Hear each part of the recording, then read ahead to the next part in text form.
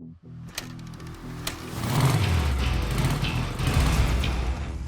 wasn't too late, it was about 9 p.m.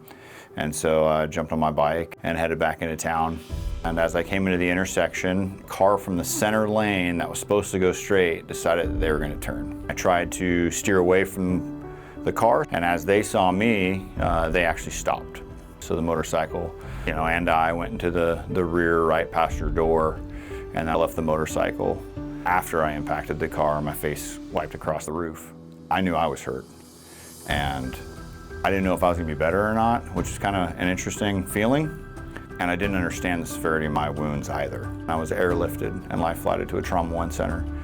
My nose was no longer on my face, and my right femur was compound fracture, and my right hand was broken. I had 3 skull fractures on the side of my temple, and then my lower orbital socket is fractured pretty substantially, so my face swelled up pretty significantly.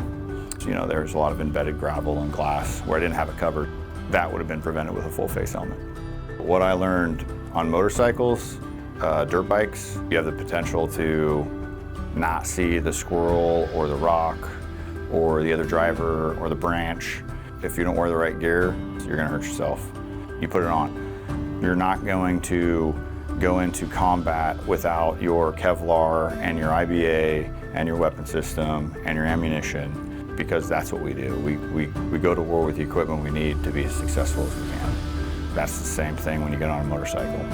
Because I had the 3/4 helmet, which covered, everything from the top of your head all the way down to below your jawline. It just didn't cover up from your eyebrows to your chin.